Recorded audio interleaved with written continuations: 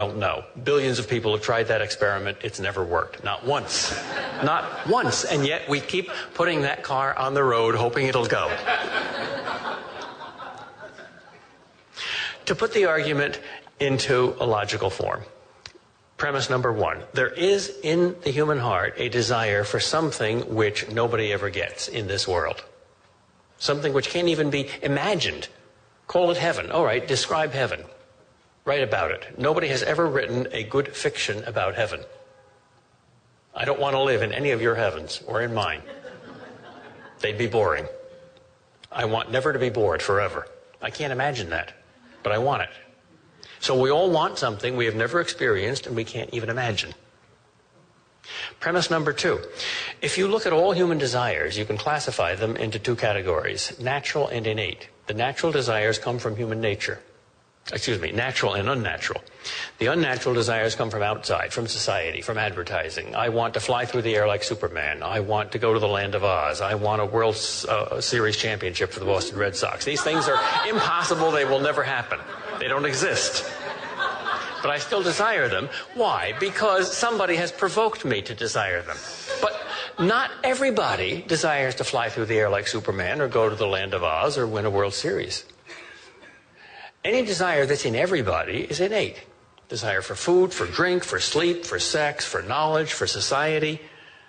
And there's always a corresponding state of deprivation for all natural desires. There's no such thing as Ozlessness or Supermanlessness, but there is such a thing as sleeplessness or sexlessness or knowledgelessness. It's called ignorance. It would be very, very strange indeed if, upon visiting some other planet, we found some creatures that had a passionate desire for food, but they didn't have stomachs. Or a race of creatures with only one sex who were constantly falling in love with a non-existent second sex. Couldn't be imagined. All right, so every innate desire corresponds to something real. You might not get it. You might die of starvation, but if you're hungry, there's food. Right? Put the two premises together. We all want something that can't be had in this world.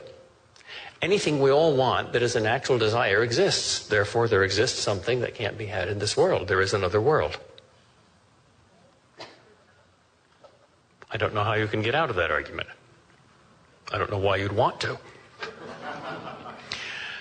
Final argument from one of the most complete minds that ever existed, St. Augustine, who had both an incredible intellect and an incredible heart. Medieval statuary always pictured him with a Bible in one hand and a burning heart in the other hand. I know of no one who had simultaneously a more brilliant head and a more passionate heart. I call this the existential argument. Let's begin with Augustine's definition of man. Man, for Augustine, is a living tragedy. Everybody is a living tragedy. Not only are there specifically tragic people like King Lear or Hamlet or Antigone, but all of us, necessarily, inevitably, into the human condition, there is the following tragedy. Either your life is happy or it isn't. If your life is happy, you don't want to die, but you have to die. And the happier your life is, the more tragic death is. If your life is miserable, death isn't so bad. So life is miserable either way. But more seriously, I mean, that is a serious argument, but more substantively, no man is an island. We need a world. We are not our own world. We need a home to make us happy. Now, there's a lot of things in nature that make us happy. There's magnificent things in nature. We're made happy by sunsets and stars and storms. But not completely. We feel like orphans, like displaced persons, like wanderers. We're pilgrims. We're looking for something better. We're trying to make the world better all the time. Maybe we're succeeding, maybe not. I sort of think we're not, because we keep taking vacations in, quote, unspoiled places. Well, why do we prefer to live in spoiled places? Anyway, the world, though very beautiful, isn't enough. It doesn't fulfill us. It also thwarts us. It gives us pleasure, but it gives us pain. It gives us life, but it gives us death. If we ask nature, nature, are you in favor of life or death? How many things have you brought into existence? How many things have you given life to? And it'll give a number, trillions and trillions. Okay, and how many have you killed, or are you in process of killing? And it'll give you a number, exactly the same number. In other words, nature is like Rhett Butler in Gone with the Wind. Frankly, my dear, I just don't give a damn. We do. We prefer life to death. We prefer beauty to ugliness. We prefer health to disease. Nature doesn't. Nature, says Augustine, is like a great river. On this river, everything exists. Plants and animals and arts and cultures and civilizations and people. And the river gives all this great stuff to us, and then it takes all this great stuff from us.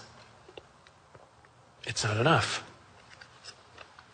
All right, if we can't find our personal fulfillment, existential fulfillment in nature, what about human society?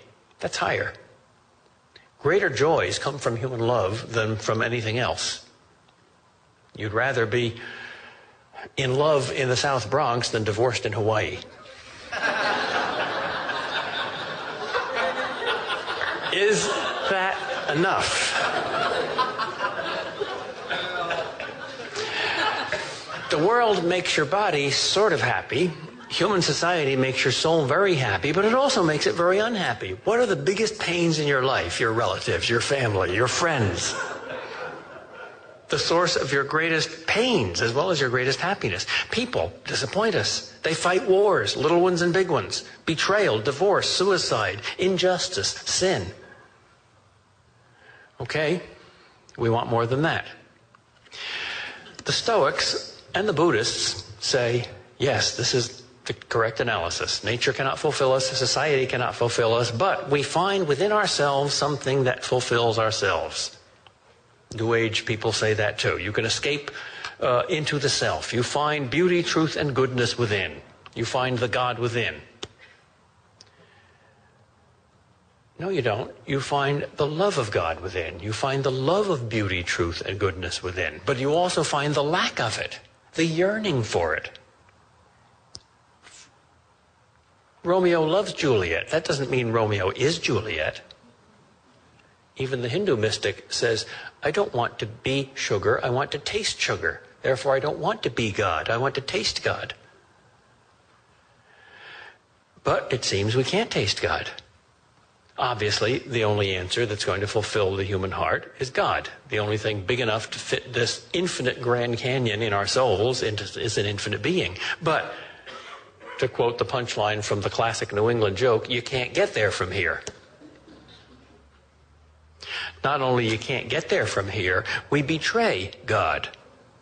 We are not good, we are evil. We are not true, we are false. We are not beautiful, we are ugly.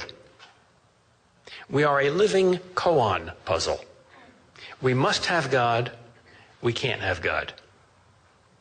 We're homing pigeons for God. We're iron filings and God's the magnet. If there's no God, our deepest hopes are thwarted. So there is a God, yeah, but you can't get there. There's ignorance, there's weakness, there's sin. The worst barrier to our fulfillment is not the pains that come from nature or the injustices that come from human society. The biggest barrier is ourselves. And if you don't know that, well, then you're even more foolish. There's only two kinds of people in the world, Socrates thought: fools who think that they're wise and the wise who know that they're fools. And Jesus said the equivalent of there's only two kinds of people in the world: saints who know that they're sinners and sinners who think that they're saints. In other words, we're sinners. It's an unpopular word. We're wicked. Love that word. I got 4 kids.